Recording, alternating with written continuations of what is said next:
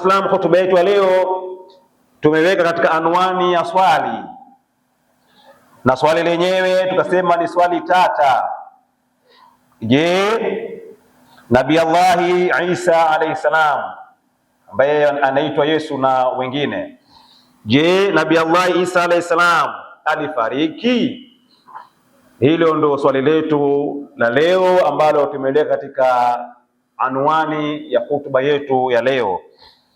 Inshallah Mwenyezi Mungu Subhanahu wa Ta'ala akituafikisha, tutajitahidi kuelezea kwa muhtasari, kwa sababu jambo kama hili lahitaji darasani uwe na ubao na chaki ili liweze kueleka kwa ukamilifu wake.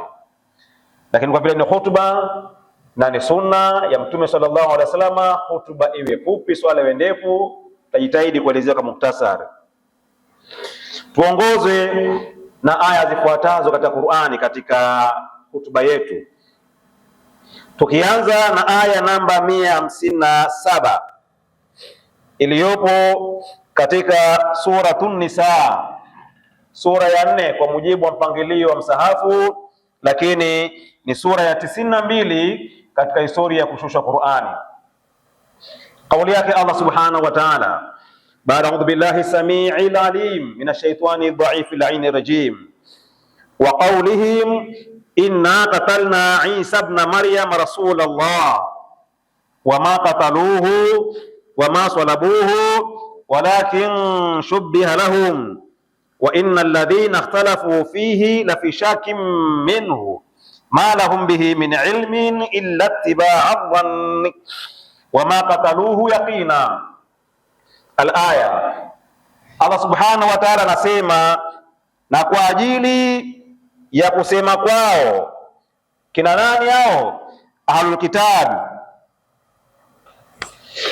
Ahlul Kitab ni watu waliopewa kitabu, yani Mayahudi. Walisemaje? Walisema sisi tumemuua Masihi, yani Isa mwana Maryam, mtume wa Mungu. Allah anasema hali ya kuwa hawakumuua, wama kataluhu wama salabuhu, hali ya kuwa hawakumuua wala hawakumsulubu, bali walibainishiwa mtu mwingine wamkabidhi, yani walibabaishiwa mtu mwingine wakamdhani ni Nabii Isa alayhi salam, kumbe siye, kama ilivyozungumzwa katika tafsiri za Qur'an kwamba wakati wanataka kumuua Nabii Allah Isa alayhi salam, kwa maana kumuua kwa njia ya kumsulubu. Nabii Allah Isa alayhi salam kaita wanafunzi wake, akamwambia nani uko tayari ambaye ataninusuru mimi?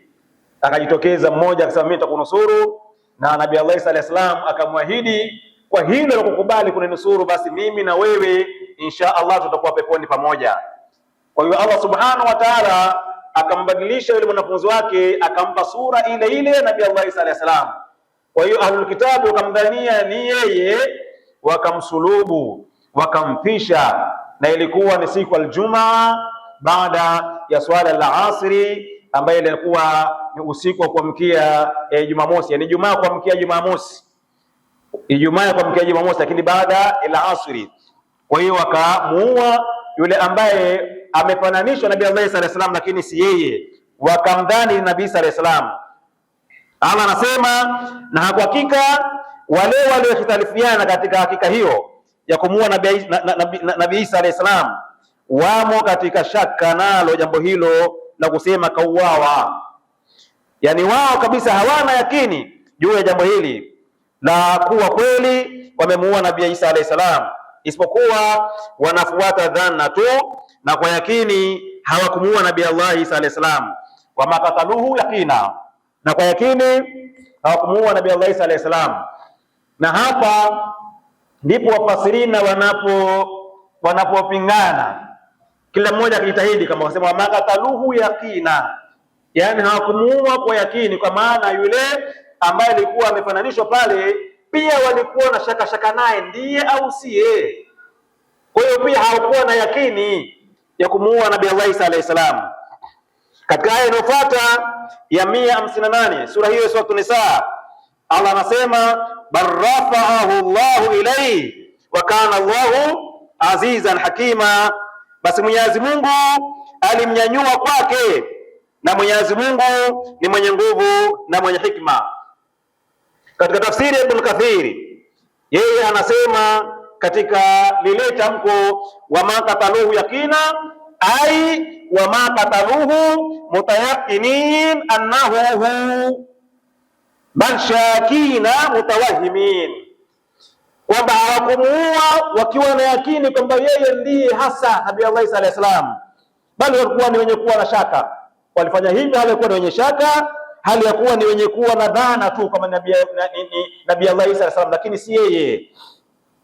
Ndugu Waislamu, baada ya kuona aya hiyo ambayo imetuwekea wazi kabisa kwamba hawakumuua Nabii Allah Isa alayhi salam wala hawakumsulubu, lakini baadhi ya wanawazuoni wa Kiislamu wao wanaotofautiana katika aya nyingine sio kwa hii, hasa katika tamko ambalo linasema mutawafika. Ndio tukasema mada yetu kwamba ni mada ambayo ni swali tata. Swali tata, neno mutawafika, wanazuoni wametalafiana katika aya nyingine ambazo zimekuja aya zaidi ya moja.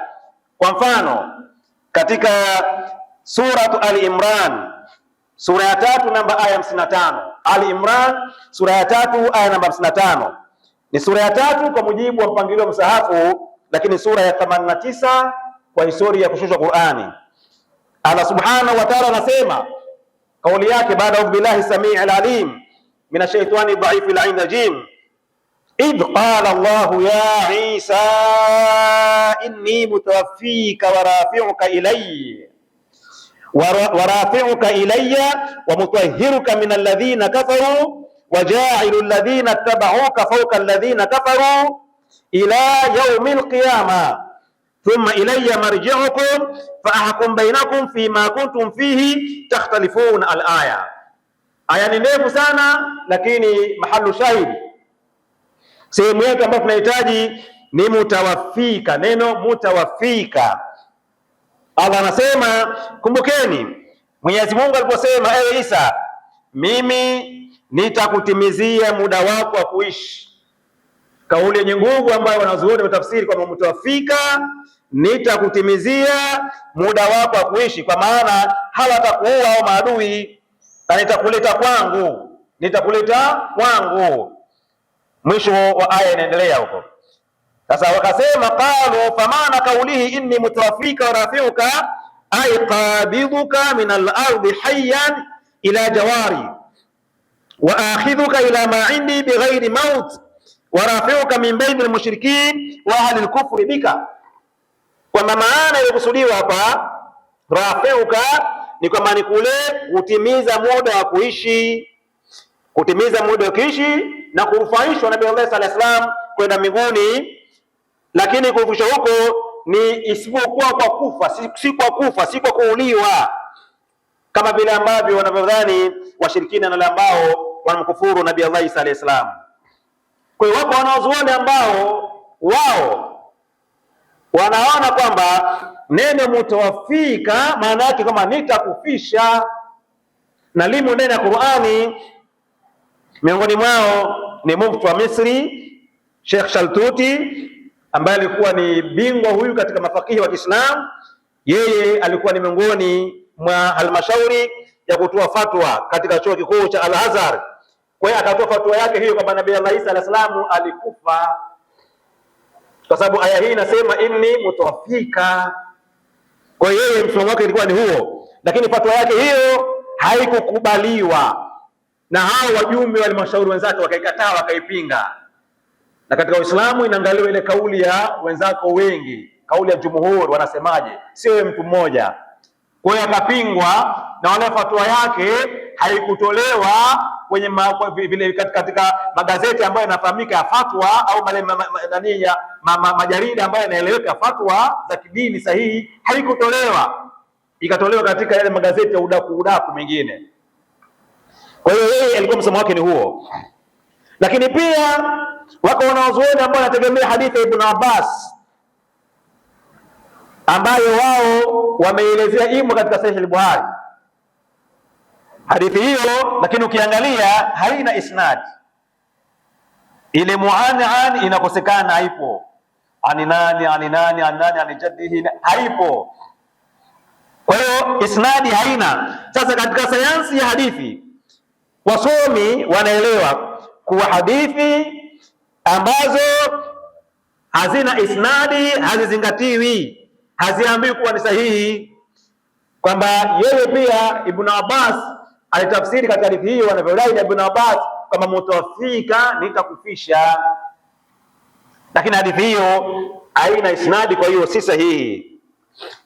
Kwa hiyo hii ni mifano michache kwa watu ambao wametafsiri au wanazuoni wametafsiri neno mutawafika kwa maana nitakufisha, lakini pia akiwemo Imamu Zamakhshari katika tafsiri yake Al-Kashaf kwamba yeye pia alitafsiri hivyo kwamba mutawafika kwa maana nitakufisha. Kwa hiyo tamko hilo wanazuoni wanahitalifiana. Wako ambao wanasema kwamba maana nitakufisha, wako ambao wanasema nitakutimizia muda wako, baadaye Allah atamrufaisha au kama alivyomrufaisha kwenda mbinguni. Lakini kabla ya Uislamu, tukiangalia neno hilo mutawafika, kabla ya Uislamu, yani kabla ya utume Mtume Muhammad sallallahu alaihi wasallam, sio kabla ya Uislamu, kabla ya utume wa Mtume Muhammad sallallahu alaihi wasallam, Uislamu ulianza tangu Nabii Allah Adam. Kwa hiyo kabla ya utume wa Mtume Muhammad sallallahu alaihi wasallam, maneno kadhaa yalitumika kuelezea maana ya neno mauti. Maneno kadhaa mengi sana, takriban 24, dozen mbili, 2 dozen ambayo kwa inaelezea mauti, fana, halak, fani, mengi zaidi ya 24 yanaelezea neno mauti. Lakini Qur'ani ikahitari neno zuri, fupi, lenye umbuji, lenye ufundi wa lugha ya hali ya juu sana. Neno hilo ni at-tawaf. At-tawaf maana yake ni nini? Maana yake ni kupokea kitu kizima. Yale maneno mengine Waarabu wanatumia halak, fana, yani kwamba ukifa basi tena hakuna kurudi tena, vitu vyote vinachakaa, hakuna kurudi tena, hakuna kufufuka, ufufuo hamna, ukifa umekufa tu, maneno yao kwa maana ya lugha zao. Lakini neno tawaf ina maana ya kupokea kitu kizima, kwamba kifo hakimaanishi kupotea milele, bali ni kurejea kwa roho kwa Mola wake Allah Subhanahu wa Ta'ala, na pindi apendapo ataviunganisha viungo vyote pamoja na kuvirejesha roho ndani yake. Na ndio maana mwandishi bobezi wa kitabu kikongwe cha mashairi Al-Mukhassas Ibn Sida Al-Murasi, ambaye jina lake kamili ni Abul Hasani Ali ibn Ismaila bin Sida Al-Murasi, ambaye amefishwa mwaka 458 Hijiria. Yeye alikuwa akinukuu mifano kutoka beti za washairi wa Kiarabu lilipotumika neno jingine kwa kumaanisha kifo. Kwa hiyo alikuwa akinukuu wale Waarabu majina yao Maarabu, kwamba hili neno hili katumia mshairi fulani, neno hili katumia mshairi fulani. Lakini kwa neno tawafi yeye alinukuu Qur'ani peke yake, kama hakuna mshairi mwingine ambaye katumia neno hilo katika mashairi yao, akielezea juu ya neno tawafi. Kwa hiyo hii ina maana kwamba wako wanazuoni ambao wamefasiri hivyo kwamba mutawafika nitakufisha, lakini ni wachache na wamepingwa kwa hoja ambazo tuzieleleza. Kwa hiyo ina maana mutawafika nitakutimizia muda wako, ndio maana yake.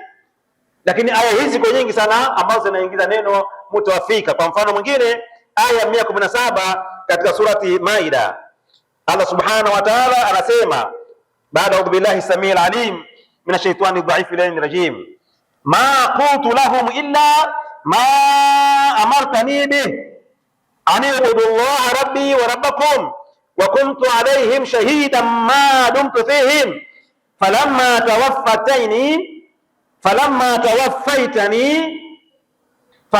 tawaffaytani kunta anta ar-raqiba alayhim wa anta ala kulli shay'in shahid. Al-aya. Narudia neno mara tatu lile, tawaffaitani, tawaffaitani, tawaffaitani, min neno tawaf. Kwa anasema Mwenyezi Mungu Subhanahu wa Ta'ala, sikuwaambia lolote ila yale ulioniamrisha, akimnukuu Nabii Allah sallallahu alaihi wasallam kwamba wewe uliwaambia hawa watu wako kufanya wewe na mamako ni Mungu. Nabii Allah anajibu akinukuliwa na Qur'an, anamwambia Allah, sikuwaambia lolote ila yale ulioniamrisha ya kwamba mabuduni Mwenyezi Mungu Mola wangu na Mola wenu. Yeye Mwenyezi Mungu wala si mwana Mungu. Mabuduni Mwenyezi Mungu Rabbi wa Rabbakum, Mwenyezi Mungu Mola wangu na Mola wenu, na nilikuwa shahidi juu yao nilipokuwa nao ya Allah, na uliponikamilisha muda wangu, falamma tawafaitani, uliponikamilisha muda wangu wa kuishi, wewe ukawa mchungaji juu yao, na wewe ni shahidi juu ya kila kitu.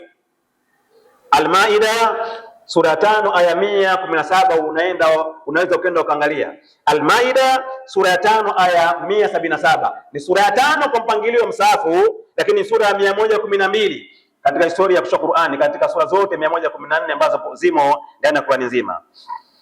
Wanasema wanazuoni, hadha yadullu ala anna Allah azza jalla tawaffahu qabla an yarfa'ahu. Hii inaonyesha kwamba Mwenyezi Mungu Subhanahu wa Ta'ala kwamba alikamilisha muda wake wa kuishi ardhini, lakini alikamilisha muda wake wa kuishi ardhini kabla ya kumrufaisha. Alikamilisha vipi? Alikamilisha, wakasema wanazuoni, kwamba pale ulimjia usingizi, ilikuwa ni sinatum minan naum. Ulimjia nini? Usingizi. Kwamba kuna kifo cha usingizi ambacho hata sisi tunakufa kila siku tunakufa, tunaitwa kama ni kifo kidogo. Wanasema kwamba usingizi na kifo, usingizi na kifo, sleeping and death are two brothers and sisters, are two twins, brothers and sisters. Kwamba usingizi na kifo ni pacha wawili, hawa ni pacha wawili, usingizi na kifo, yani vinafanana. Unakaa tu usiku na lala, baadaye hata hujui usingizi unakujaje. Asubuhi unashtuka umeamka tu, mvua imenyesha, huna habari imenyeshaje. Umeibiwa, huna habari. Wakati mwingine mpaka umeshushwa chini ya kitanda, godoro pale limeondolewa, pengine bila kuingizwa dawa ya kutia labda usingizi ulewe. Umeibiwa. Au wengine hampi kabisa, wanashangaa nini, ulikufa. Na ndio maana katika Uislamu ukilala unaomba dua, bismika Allahumma inni amutu wa ahya. Mungu, hivi sasa mimi nalala kwa jina lako, nakufa, ukipenda nitahuika kesho. Tena unavua nguo zako mwenyewe, unapiga msuli wako, au kama ni kanga yako, kama ni gauni lako na nini, night dress mwenyewe, unajifunika shuka kama vile maiti anavyokufa. Na asubuhi ukiamka unamshukuru Allah, alhamdulillahi alladhi ahyani ba'da ma amatani wa ilayhi nushur. Namshukuru Mwenyezi Mungu ambaye amenihuisha baada ya kuwa nilikufa kifo kidogo jana, na kwake nitarejea nikalipwe na Allah Subhanahu wa Ta'ala. Kwa hiyo Nabii Allah Isa alayhi salam pale kwamba Mwenyezi Mungu alikamilisha muda wake wa kuishi, akamrufaisha kwenda mbinguni, lakini wanasema wazuoni, wa annahu fi samai hayyun, hivi sasa yuko mbinguni, yuhai. Pale alikufa, hatusemi kama alifariki, alishikwa na usingizi, kwa sababu lugha ya Kiarabu haina maana kama ukitafsiri utafsiri hivyo hivyo tu. Haina maana, ndio maana yake hiyo. Ukisema swala, haina maana swala ni kuswali tu, hapana. Swala kuna swala mnyama, swala kuna swala dua. Ndio lugha ya Kiarabu ilivyo, ina ufundi wa juu sana. Kwa hiyo maana ikitumika neno tawafaitani au tawafi, kama ni kufishwa tu, kwa maana ya muda wake ulikwisha, akanyanyuliwa kwenda mbinguni. Kwamba baada kati anyanyuliwa alikuwa katika hali ya usingizi, ilikuwa ni mautu naumi au mautu niyami, sinatu mina naum, katika hali ya usingizi. Wakaitalifiana na zuoni, wengine wanasema karufaishwa kwa muda masaa 3, karufaishwa kwa muda masaa 7. Kitu kwa Mwenyezi Mungu, yeye kuembe kitu kun fayakuni, lakini kataka kutupa ule ujuzi tu kwamba angalau kuwe na asbabu zile, akarufaishwa. Kwa hiyo Nabii Allah sallallahu alayhi wasallam yuhai mbinguni, wa annahu, na yeye Nabii sallallahu alayhi wasallam yanzilu, atakuja kushuka, wa yaktulu dajjala, na atakuja kumuua dajjali, alama yati bayani. Atakuja Nabii Allah sallallahu alayhi wasallam atakanusha kuwa yeye ni mwana Mungu, atavunja misalaba, ataoa, atamuua Dajjali ambako katika dalili za kiyama, na atafishwa na atazikwa Kiislamu. Na inasemekana kwamba hata pale Maka jirani na kaburi la Mtume sallallahu alaihi wasallam Madina, kwamba iko sehemu imehifadhiwa kwa ajili ya kuja kuzikwa yeye Nabii Allah sallallahu alaihi wasallam, imetengwa tayari ipo. Kwa hiyo atarudi Nabii Allah sallallahu alaihi wasallam, ataoa, atafishwa, atamuua Dajjali. Na wanasema wanazuoni katika tafsiri kwamba wenda wakasema kwamba sasa miaka yote hiyo tangu 1000 na atakuja, si atakuwa kibabu sana? Hapana, hapana. Ukirejea kisa cha Hidri, yeye alifishwa wakati ana miaka 40, akafufuliwa baada ya miaka 100. Alimwacha mwanae ana miaka 10, kijana. Yeye anafishwa na miaka 40, alafu akafufuliwa kwa umbo lile la miaka 40. Mwanae alikuwa na miaka 140, tayari ni kikongwe, ana mvi, mtoto kibabu, baba bado kijana. Huo ndio uwezo wa Allah subhanahu wa ta'ala, inna Allaha ala kulli shay'in qadir. Kwa wanazuoni nasema atafufuliwa Nabii Allah sallallahu alaihi wasallam akiwa na umri wa miaka 33. Sio kama pengine sasa siku zote hizo nyingi, na sio kufufuliwa, atashushwa baadaye, atarudi ardhini akiwa na umri wa miaka 33. Ni kijana wa umri wa miaka 33, bado kabisa ana nguvu, ni ujana kabisa huo, anarushwa na Allah subhanahu wa ta'ala. Kwa hiyo tukufu Islam, neno mutawafika, kauli yenye nguvu ni nitakutimizia muda wako wa kuishi. Pale hajafishwa. Siwe Muislamu ukasoma Qur'ani ukakutana na neno hilo mutawafika ukatatizika. Hapana, ilikuwa ni sinatu minan naum, ni usingizi tu basi. Mautu naum ni yale mauti ya usingizi, au mautu niyami, au mauti ya kulala vile vile. Na hiyo imethibiti katika Qur'ani, sura Az-Zumar aya 42. Allah anasema Allahu yatawaffa al-anfusa hina mautiha, ila akhir aya. Yatawaffa, tawafi, narudia tena hapa. Mwenyezi Mungu anazifisha nafsi zote wakati zinapolala, muda kulala usiku zote, wakati wa kulala. Wallati lam tamut fi manamiha, na zile ambazo pia bado yani ambazo muda wake bado pia zote zinafishwa. Mwenyezi Mungu katika aya, ni sura ndefu na ni aya ndefu, ndio usipoteze muda, lakini aya hii inathibitisha kwamba tunapolala tunakufa, Mungu anazifisha nafsi zetu wakati wa kulala. Zile ambazo muda wake tayari anazikidhia mauti. Ndio mtakuta mtu kalala, ambapo asubuhi kalala hajamka, tayari kafa. Na wale ambao bado, basi wanarudishiwa roho zao mpaka muda maalum ufike. Ndio maana neno tawafi. Wallahu tabaraka wa taala yakul wa biqawlihi yatalimutadun fa idha qira alquran fastami'u lahu wansitu la'allakum turhamun wa qala azza min qailin alim fa idha qara'ta alquran fasta'id billahi minash shaitanir rajim. أعوذ بالله من الشيطان الرجيم. بسم الله الرحمن الرحيم. قل يا أيها الكافرون لا أعبد ما تعبدون. بارك الله لي ولكم في القرآن العظيم ونفعني وإياكم بما فيه من الآيات والذكر الحكيم.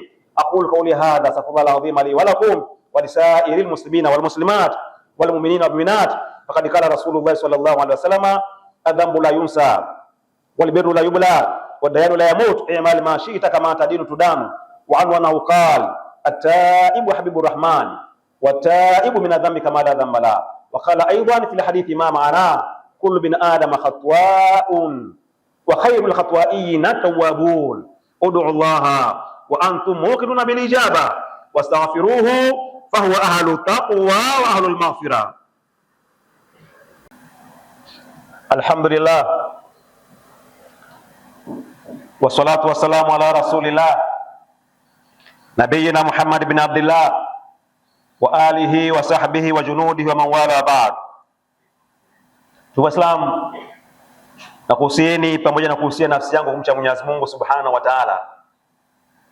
Wenye kumcha Mwenyezi Mungu Subhanahu wa Ta'ala watapata neema ya pepo ya Allah Subhanahu wa Ta'ala na kukaa milele, na wale ambao watamwasi Mwenyezi Mungu Subhanahu wa Ta'ala wataingia katika moto wa Jahannam wenye adhabu kali umizayo siku ya Kiyama. Tumwombe Mwenyezi Mungu Subhanahu wa Ta'ala atukinge na adhabu moto wa Jahannam. Allahumma amin. Ndugu Waislamu, katika hutuba yetu tukiendelea na swali tata kwamba je, Nabii Allah Isa alayhi salam alifariki?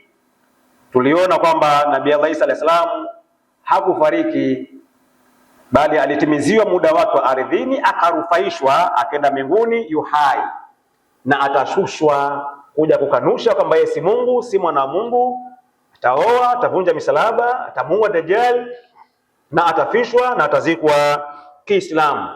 Na neno mutawafika tukajaribu kujelezea kwa kadiri Allah alivyotuwezesha kama maana yake ni nini, na wale ambao walikuwa wakitafsiri kwa maana ni kufisha, tukaona hoja zao na udhaifu wa hoja zao kama ulivyopingwa na wanawazuoni. Tumalizie hotuba yetu na jambo ambalo ni mtambuka almuasira, ambalo tupo nalo hivi sasa katika zama hizi, nalo ni sikukuu ya Ijumaa Kuu. Unaposikia sikukuu ya Ijumaa Kuu, maana yake ni kumbukumbu ya kuuliwa Nabii Allah Isa alayhi salam au Yesu, kwamba aliuliwa siku ya Ijumaa na akafufuka siku ya Jumatatu. Sasa sijui baada ya kufufuka alienda wapi, hatujaonyeshwa tena, lakini wako watu ambao wana imani hizo. Nabii Allah Isa alayhi salam yeye ni Muislamu, ni Muislamu, alirufaishwa kwa Allah Subhanahu wa Ta'ala, na bado kuna jambo hajalifanya. Katika Qur'an imezungumzwa yukallimu nasa fil mahdi wa kahla, kwamba aliletwa kwa ajili ya kuwazungumza watu fil mahdi, katika zile zama za utoto, wakati ni mtoto mchanga kabisa, mtoto mchanga ambaye hawezi kusema, akawa anamsafisha mama yake kaulizwa, huyu mtoto mpata wapi huyo? Anaashiria muulizeni mwenyewe. Akajibu Nabii Allah Isa, inni Abdullah, mpaka mwisho wa aya zile, inni Abdullah fil mahdi. Lakini wakala pia nazuoni metalifiana, wengine wanasema wakala ni kwa wahi, atazungumza pia na kutokana na wahi, lakini wengine wakasema kwa nguvu, hapana, wakala atakuja kuzungumza wakati atakapoletwa tena, atakaposhushwa tena kutoka mbinguni, atakuja kuzungumza tena katika ile kalimu nasa, na atasema vile vile inni Abdullah, vile atasema, aje aseme tena inni Abdullah. Kwa hiyo wenzetu wengine kusema leo wenzetu kina nani? Wako wengine ambao wanaamini hivyo kwamba alifishwa siku ya Ijumaa, akasulubiwa, na Jumatatu akafishwa, kitu ambacho pia kinakwenda kinyume na maandiko, hata maandiko ya wenyewe. Kwa mfano katika dictionary ya Oxford, definitions from Oxford languages, ukiangalia neno Good Friday wametafsiri kama ifuatavyo. Wanasema the Friday before Easter Sunday on which the crucifixion of Christ is commemorated in the Christian Church. It is traditionally a day of fasting and penance. Kwamba tunapozungumza Ijumaa Kuu ni kwamba hii ni siku ambayo inakuja kabla ya Easter Sunday, ile ya kukaribia Jumatatu ya Pasaka, Jumapili ambayo ni kabla ya Jumatatu ya Pasaka, ambayo wanaiadhimisha kusulubiwa kwa Nabii Isa alayhi salam au Yesu. Lakini hapo mwanzo walikuwa katika siku hii wao wanafunga pia na kutubia dhambi zao, lakini kuna kusulubiwa Nabii Isa. Lakini ukiangalia Biblia yenyewe inakataa, kama ni mipango imewekwa tu. Kwa mfano wa Galatia 3:3 imeandikwa na nukuu, Kristo alitukomboa katika laana ya Torati kwa kuwa alifanywa laana kwa ajili yetu. Angalia, wanamtukana na Mungu kwa imani yao, alisema lakini ni nabii Allah, ni mtume wa Mungu. Kristo alitukomboa katika laana ya Torati kwa kuwa alifanywa laana kwa ajili yetu.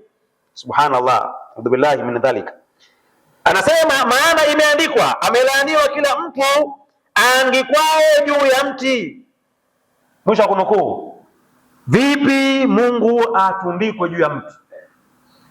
Mungu hawezi kumlaani nabii wake, hawezi kumlaani. Mungu Allah subhanahu wa ta'ala hawezi kumlaani Nabii Allah Isa alayhi salam, hawezi kumlaani kwa ajili ya watu wake atundikwe kwenye msalaba, haiwezekani, hawezi kumlaani. Lakini katika Yohana 16:5 anasema mwenyewe Nabii Isa alayhi salam, lakini sasa mimi naenda zangu kwake yeye aliyenipeleka, bali rafa'u Allahu ilayhi. Lakini sasa mimi naenda zangu kwake yeye aliyenipeleka, wala hakuna mmoja wenu anuliziaye unakwenda wapi? Wao waulizi. Lakini Nabii sasa mimi nitaondoka niende kwa yule aliyenipeleka. Maana katika Ukristo ukisema aliyenipeleka, maana yake aliyetumwa, alipewa risala, ujumbe ambaye anakusudia nani? Ni Allah subhanahu wa ta'ala. Alhadith, Mtume sallallahu alayhi wasallam anasema katika mapokezi ya hadithi ambayo ipokewa na Hasan fi qawlihi inni mutawaffika. Mtume anasema anasema nazona hadithi mutawaffika min al-ardhi, ni kutimiziwa muda kuishi katika ardhi kwa kipindi kile, lakini si kwa maana ya kufariki, kwa maana alifariki bali akasulubiwa, bali alifananishwa mtu mwingine. Kwa hiyo Nabii Allah sallallahu alaihi wasallam hajafariki, yuko hai, bali alirufaishwa pale, kwa maana alipata ule umauti wa usingizi tu, umauti wa usingizi, kama vile ambavyo sisi tunafishwa kila siku tukilala. Kila siku tunafishwa, tukiamka ujue siku zetu bado. Ndio maana utakiwa kufanya mchezo sana na Allah subhanahu wa ta'ala. Ishi kana kwamba utaishi daima, lakini kumbuka akhira kana kwamba utakufa kesho, kwa sababu kila siku tunakufa. Usingizi ni moja ya alama za kifo, na hakuna mtu ambaye anasema mimi silali. Na ukila dawa usilale utapata tabu, utapata maradhi tu, lazima ulale, taka ustaki. Toke mtu leo kaondoka hapa sema sheikh atuambia kwamba tukilala tunakufa, leo mimi silali leo. Hapana, uenda nikabusha namba moja kwa moja, nenda kalale tena, omba dua kabisa, mimi Mwenyezi Mungu sasa nafa tena. Weka sunna kiganja chako mkono kulia. Cha muhimu jipinde tu, fanya ibada kama ambavyo Allah ameagiza. Kama ni kutoa sadaka, toa sadaka, ujenge akhira yako, uweze kuweka mizani yako ya kheri katika maandalizi mazuri, kwa sababu kifo kila siku. La mwisho, kama alivyozungumza naibu imamu kwamba hizi sikukuu sisi Waislamu, je, tuna nafasi gani? Hatutakiwi kuzisherehekea kwa sababu zinaingia shirki ndani yake. Ndani yake na mambo ambayo ni kinyume na imani yetu, na tukisherekea yale ambayo watalipwa wale katika madhambi, na sisi pia tunalipwa yale ambayo wanalipwa kwa kuamini kwamba Isa kasulubiwa, kafishwa, na sisi tunalipwa. Hadithi sahihi ya Mtume sallallahu alayhi wasallam anasema, man tashabaha bilqaumi fahuwa minhum, au kama kala sallallahu alayhi wasallam, yeyote ambaye atajifananisha na hao watu alqaumi, na kusudiwa Mayahudi na Nasara, basi na yeye akiwasapoti kwa lolote lile la kiibada, basi atapata malipo kama vile ambavyo wanapata wao. Allah tukinge na hayo. Allahumma shahidi kada balagtu qali khabiru shahidul ghaiba. Mwenyezi Mungu shuhudia nimefikisha ujumbe huu aliosikia, fikisha yule ambaye hajasikia. Mawajada khairan falihmadillah, yule ambaye atakuta khairi kwa tunazungumza akafanya kazi, amshukuru Allah subhanahu wa ta'ala. Wa mawajada ghaira dhalika falalumanna ila nafsa, yule ambaye atakuta kinyume cha haya, basi alaumu nafsi yake. Amini kwamba ujumbe mfikishia kwamba Nabii Allah sallallahu alayhi wasallam hajafa, yeye yuko hai, yuko mbinguni kama tulivyoeleza. Asitatizwe kwamba mbona kuna neno mutawafika. Hapana, ili anakusudia maana hiyo kama vile ambavyo tulivyoeleza. Tuislamu liko jambo ambalo jambo hilo linaonyesha ni jambo adhimu sana. Jambo adhimu kwa sababu kwanza kalianza Mwenyezi Mungu Subhanahu wa Ta'ala yeye mwenyewe kwa namna ajuayo, lakini akuishie mwenyewe akaamrisha malaika walifanya jambo hilo. Lakini pia akuishia kwa malaika akawatamrisha na sisi waumini wa Kiislamu tulifanya jambo hilo, tena kwa wingi kadiri mtu awezavyo, kuanzia usiku wa Alhamisi kwa mkia leo mpaka leo yenyewe yote. Jambo lenyewe si jingine bali kumswalia Mtume sallallahu alaihi wasallam kama ilivyothibiti katika Qur'ani suratul Ahzab, pale Allah subhanahu wa ta'ala aliposema, baada billahi minash shaitani rajim, inna Allaha wa malaikatahu yusalluna ala nabi ya ayyuhalladhina amanu sallu alayhi wa sallimu taslima. Allahumma salli ala Muhammad al-habib al-mahbub shafi lal wa farij al-kurub wa salim. Allahumma rida an khulafa'ir rashidin.